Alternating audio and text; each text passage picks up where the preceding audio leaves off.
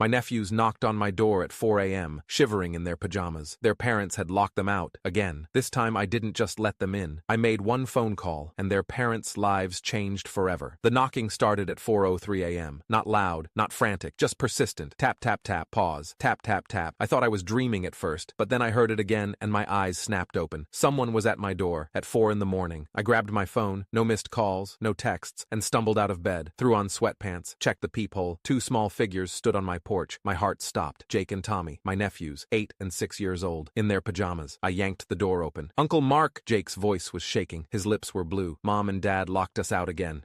That one word hit me like a fist. "Get inside, now." They shuffled in, both shivering so hard their teeth were chattering. Tommy's Spider-Man pajamas were soaked with dew. Jake's bare feet left wet prints on my hardwood floor. I grabbed blankets from the couch, wrapped them both, cranked the heat up to 78. "How long were you outside?" My voice came out steadier than I felt. "Maybe an hour?" Jake said. "We tried knocking. They wouldn't answer." Tommy just cried, silent tears running down his face. I looked at the clock. 4:03 a.m. Outside temperature, 36 degrees. November in Illinois. These kids had been locked outside for an hour, in freezing temperatures, in thin cotton pajamas. My sister Emma and her husband Brad lived 6 blocks away. 6 blocks these kids had walked, in the dark, alone. "Stay here," I said. "I'm making hot chocolate." I'd known something was wrong for months. Emma was my older sister by 3 years. Growing up, we'd been close. She'd protected me from bullies in middle school, helped me study for the SATs, loaned me money when I was broke in college. Then she married Brad Thompson, 34 years old, regional sales manager for a pharmaceutical company, made good money, drove a Lexus, belonged to a gym he never went to. He was also controlling, volatile, and mean. I'd noticed it at family dinners, the way he talked to Emma, little comments that seemed harmless but landed like cuts. "You're wearing that? Maybe if you cooked like my mother, the kids would actually eat. Can you not embarrass me in front of people?" Emma would laugh them off, make excuses, change the subject, but I saw the way her shoulders tensed, the way her smile never reached her eyes. The boys were different around Brad too, quieter, careful, like they were walking on glass. 3 months ago, they'd shown up at my door for the first time. Same scenario. Late night, locked out. Emma and Brad had been fighting, screaming at each other. The boys got scared and hid in the backyard playhouse. When they tried to come back inside, the door was locked. They'd waited 20 minutes, knocked, called out, nobody answered. So they walked to my house, 6 blocks, at 11 p.m. in September. I'd kept them overnight, called Emma the next morning. "Oh my God, Mark, I'm so sorry.